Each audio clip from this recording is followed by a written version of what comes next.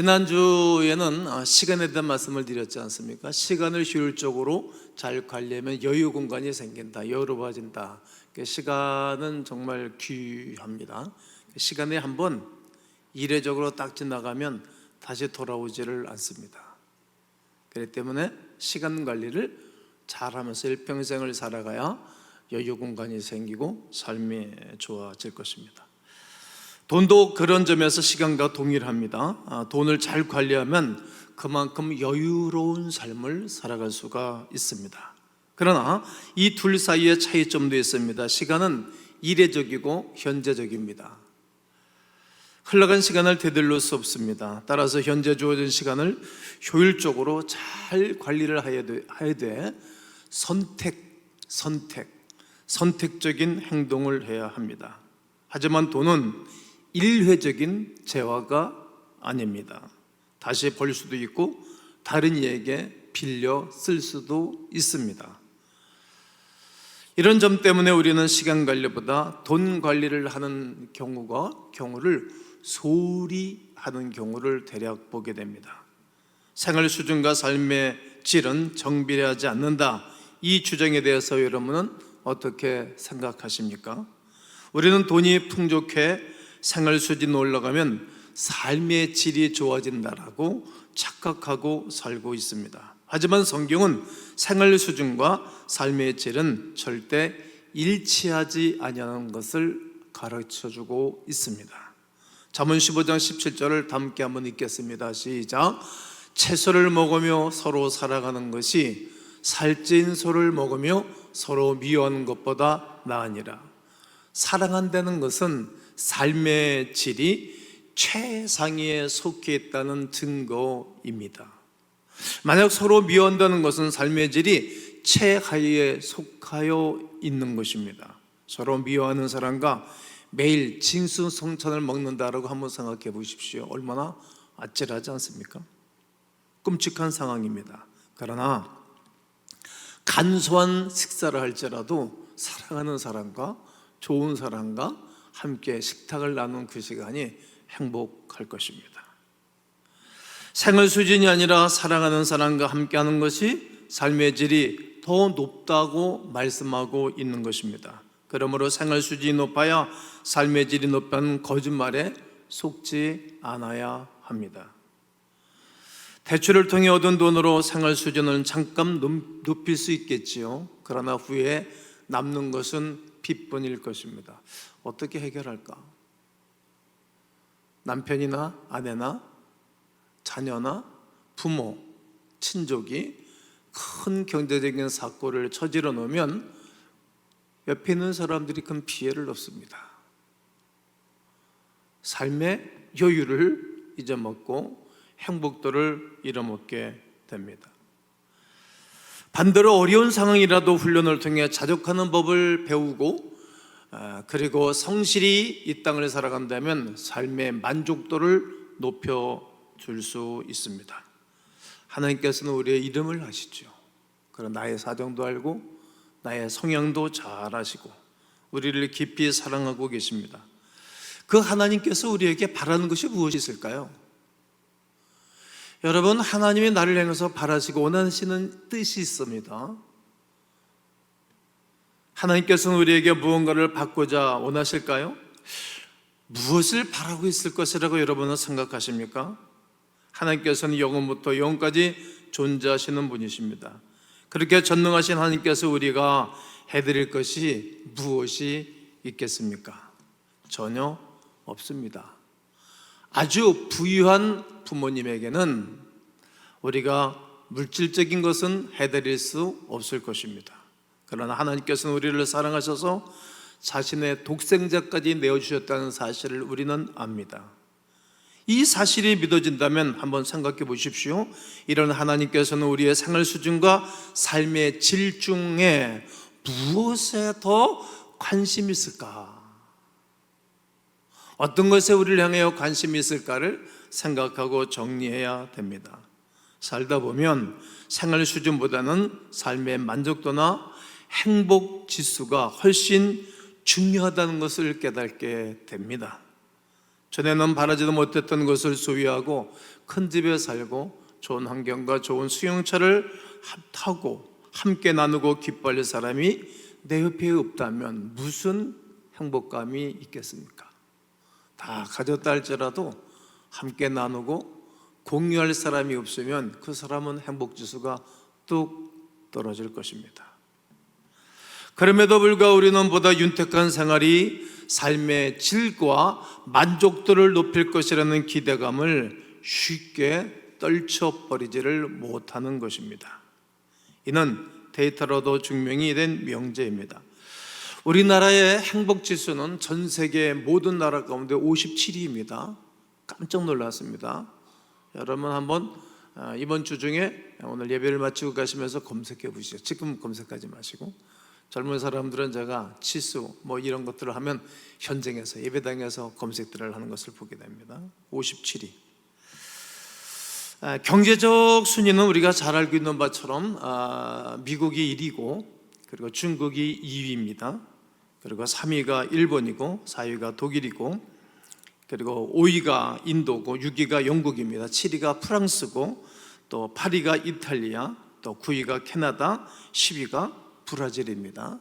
전에는 우리나라가 11위였었는데 지나간 정부 시절에 뚝 떨어져 가지고 13위로 밀려났습니다. 정치가 이렇게 중요하다는 것을 또 내가 발견을 한 것입니다.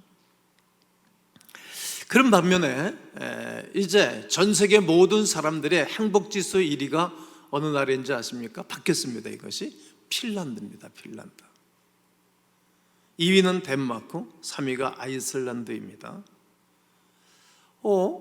이게 경제적 1위 국가가 행복지수가 1위가 아닙니다. 특히 핀란드는 2018년부터 6년 연속 세계에서 가장 행복한 나라로 선정되었습니다. 4위가 이스라엘, 5위가 네덜란드, 미국이 무려 15위입니다.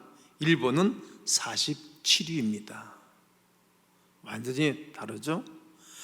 이 행복지수를 높이기 위해서는 그 무엇보다 돈이 중요하다라고 생각하며 사람들이 사는 것입니다.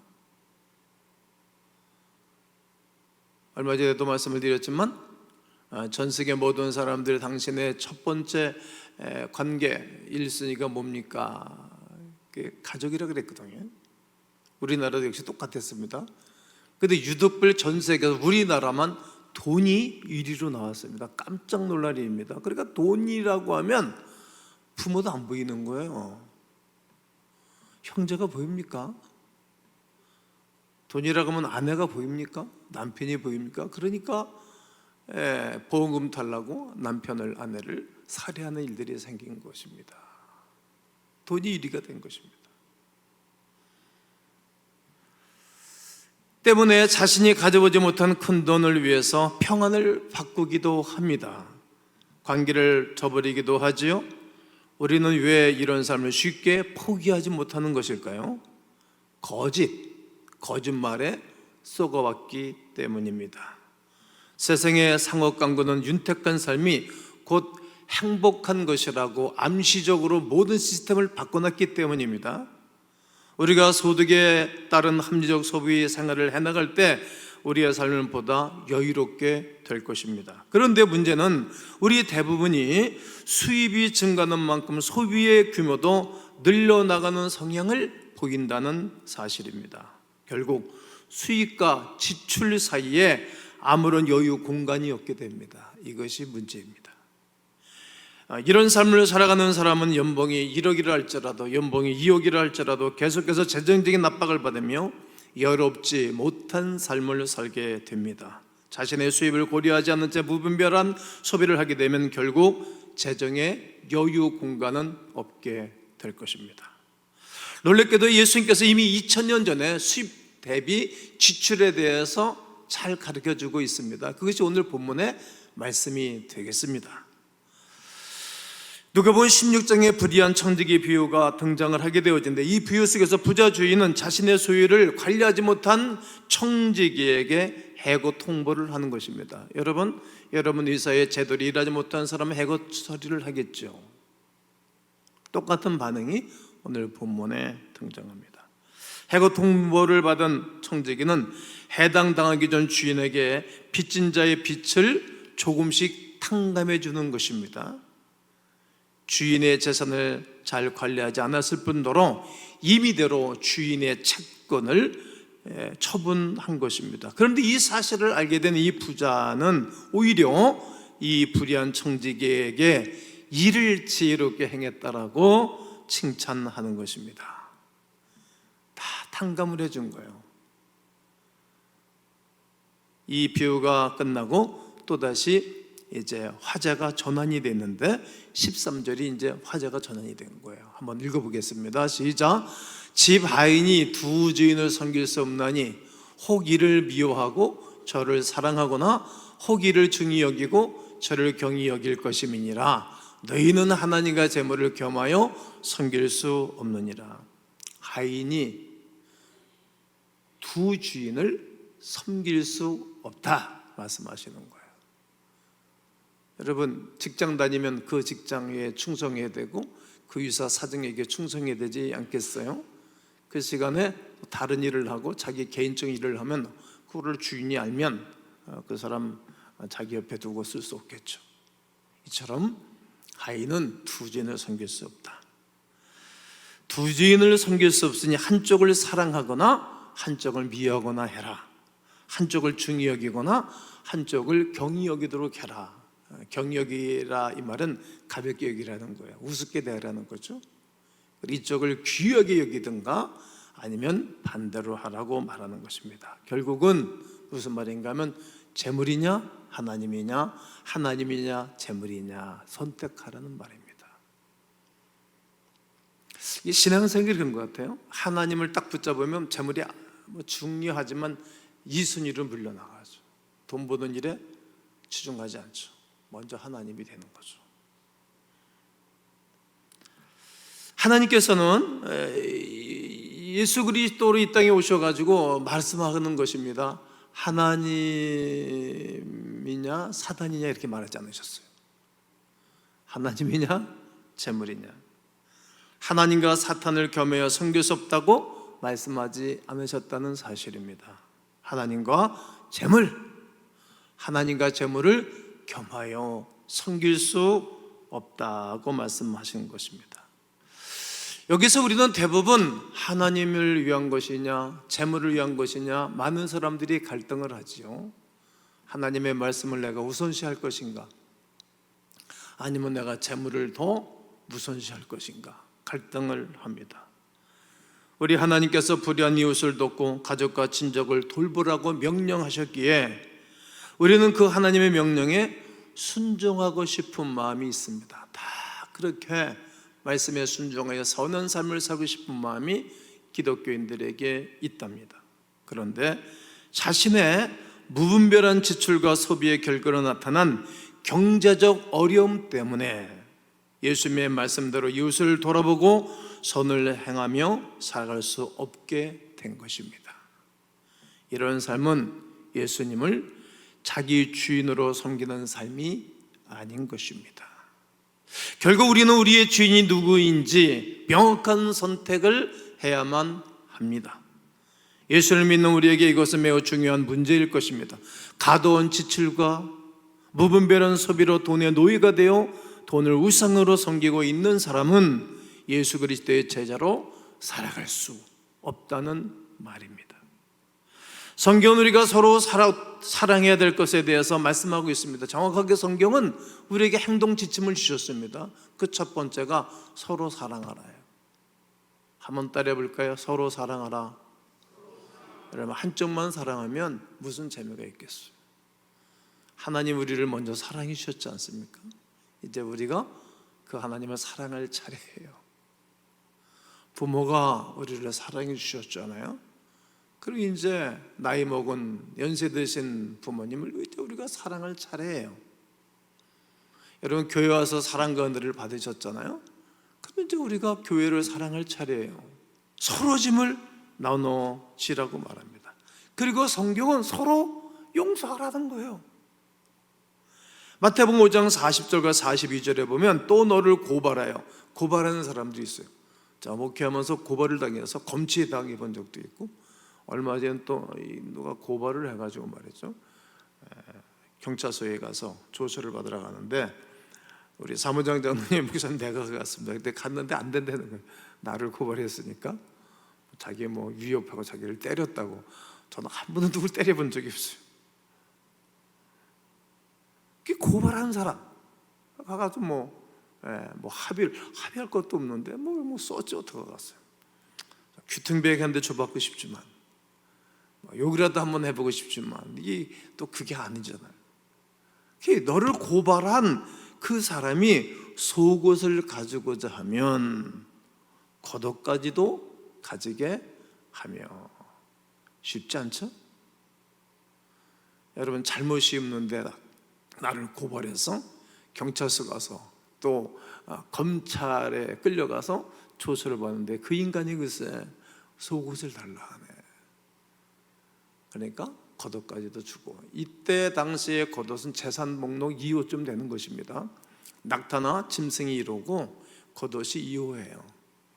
가죽으로 된 옷인데 밥 먹을 때는 좌판을 쫙 깔아서 밥을 먹고, 쉴 때 또 옷을 잘 때, 야영을 할 때 옷을 덮고 자는 거예요.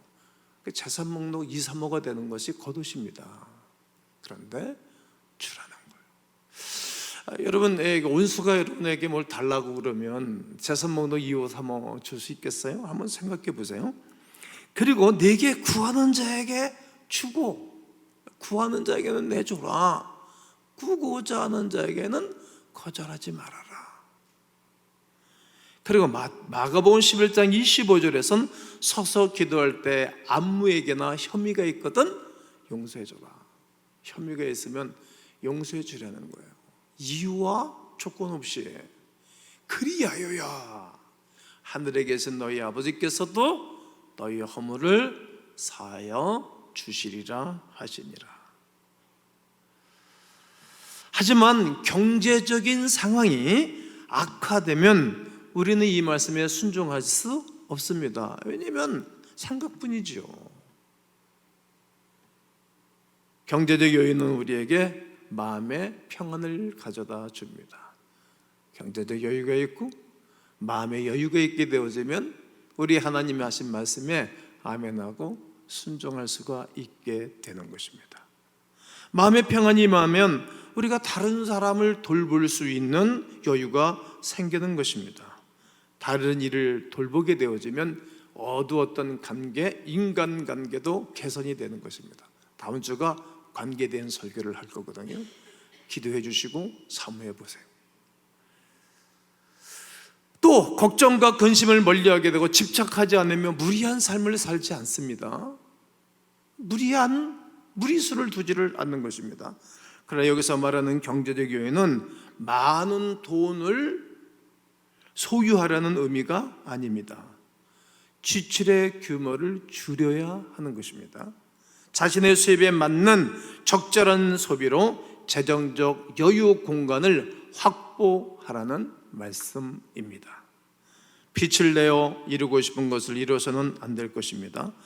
빛을 내어 필요 이상의 삶을 살고자 하면 결국은 어떻게 되겠습니까? 우리를 재정적 파탄을 이끄는 가장 중요한 요인은 사단이 아니라 바로 우리 안에 물질에 대한 탐욕이 될 것입니다. 물질에 대한 탐욕이 나의 인생을 어렵게 하는 것입니다. 이제 우리의 주인으로 무엇을 선택하겠습니까? 두 주인을 섬기는 것은 갈등과 좌절을 가져올 뿐입니다. 우리는 절대 두 주인을 함께 섬길 수 없다는 것을 오늘 본문을 통하여, 이 부족한 중에 설교를 통하여 알게 될 것입니다. 세상에서는 재물을 주인으로 섬기며 살다가 교회 와서는 하나님을 주인으로 섬기며 사는 이중적인 삶은 불가하다는 것을 알게 됩니다. 하나님과 재물을 겸하여 섬길 수 없습니다. 우리가 탐욕을 버리고 하나님을 주인으로 모신 이후 베풀며 나누며 삶을 살게 되면 우리의 육체적 만족은 점점 줄어들는지 모릅니다. 그러나 그로 인하여 영적인 행복을 누리게 됩니다. 그리고 남들이 알지 못하는 기쁨이 있는 것입니다. 왜 이렇게 우울하고 왜 이렇게 침울하고 행복하지 않을까요? 자기 중심적인 삶을 사는 사람은 행복하지 않습니다. 바울은 에베소 장로들에게 이런 설교를 했습니다. 사도행전 20장 35절입니다. 한번 읽겠습니다. 시작.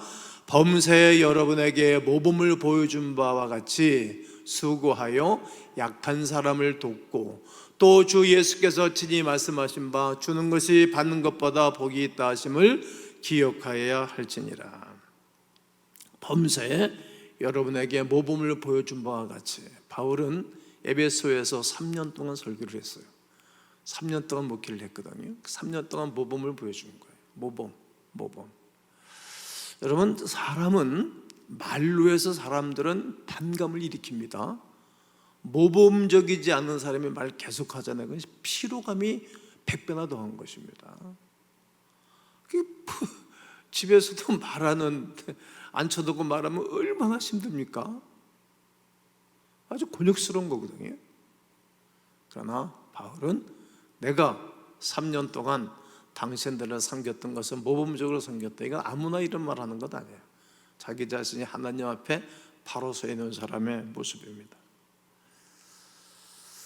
그리고 수고하여 약한 사람을 돕고, 여기서 수고하였다 이 말은 일했다는 말이에요.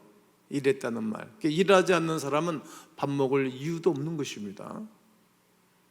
영적인 일을 했다는 말이고, 자기가 열심히 노력해서 돈을 벌었다는 얘기예요.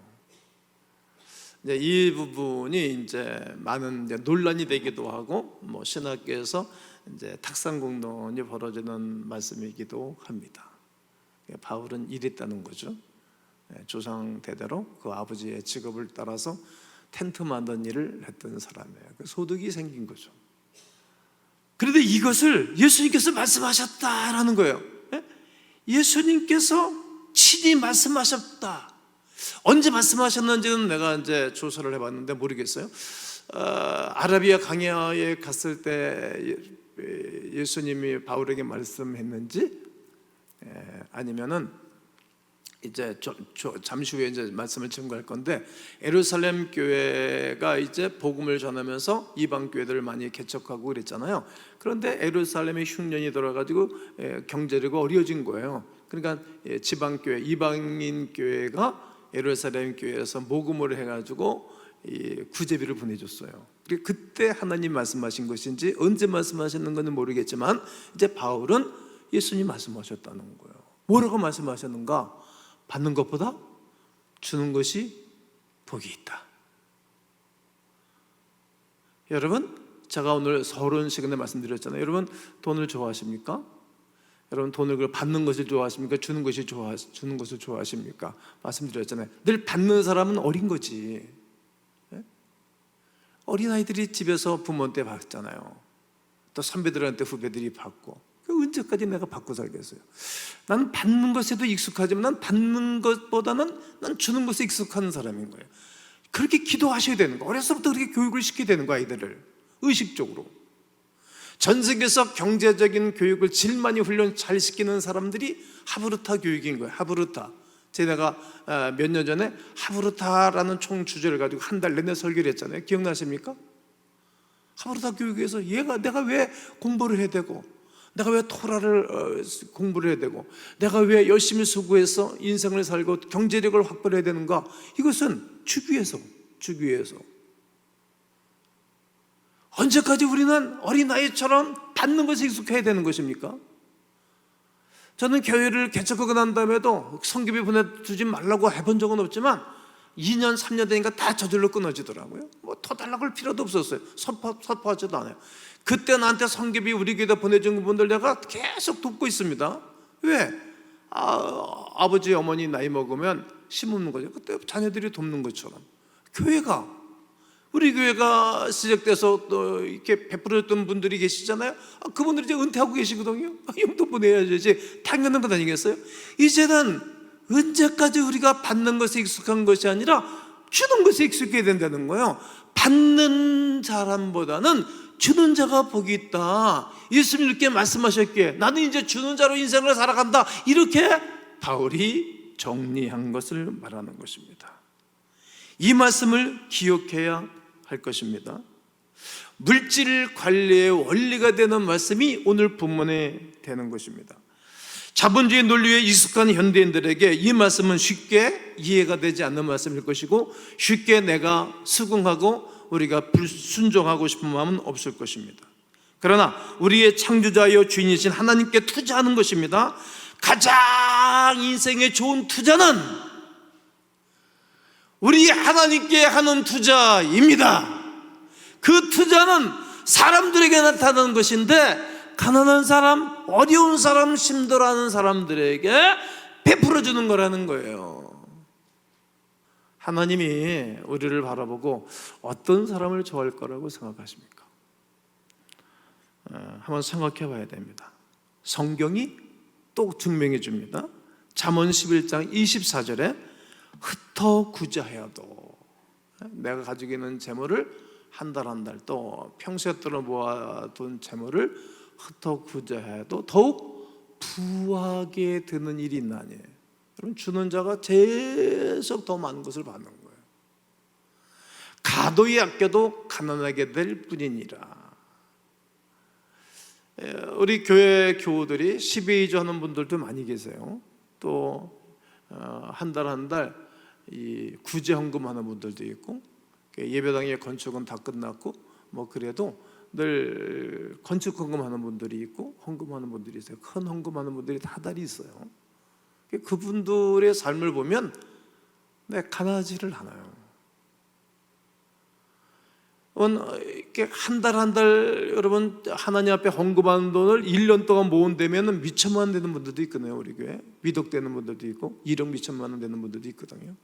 또 몇백만 원 되는 분도 있고 몇십만 원 되는 분들도 있어요. 그걸 아껴서 모아두게 되면 엄청나게 커 보이잖아요. 근데 가도히 아껴도 가난하게 될 뿐이라는 거예요. 그럼 그 위에, 그 배후에 나는 하나님이냐 재물이냐, 하나님의 말씀에 순종하고 사는가 아니면 세상 시스템대로 세상 방법대로 사느냐에 대한 갈림길일 것입니다. 나는 오늘 어떻게 안식을 누릴 수 있을 것인가 이런 설교를 하면서 첫째 주에는 삶, 여유 공간에 대해서 설교를 했고 지난주엔 시간, 오늘은 재정에 대해서 설교를 했습니다. 나는 여러분들 위해 하나님이 재정적인 여유 공간을 풍성히 주시는 은혜가 있기를 주의 이름으로 축원합니다. 재정적 여유 공간을 확보함으로 주님의 말씀대로 돕고 베풀고 섬기며 살아가면서 짧은 인생을 사는 동안에 수없는 친구를 세우고 수없는 영적인 친구들과 함께 이 다음에 하늘나라 가서 기쁨을 나누고 살아가는 영적인 거룩한 성도들 되시기를 예수님 이름으로 축원합니다.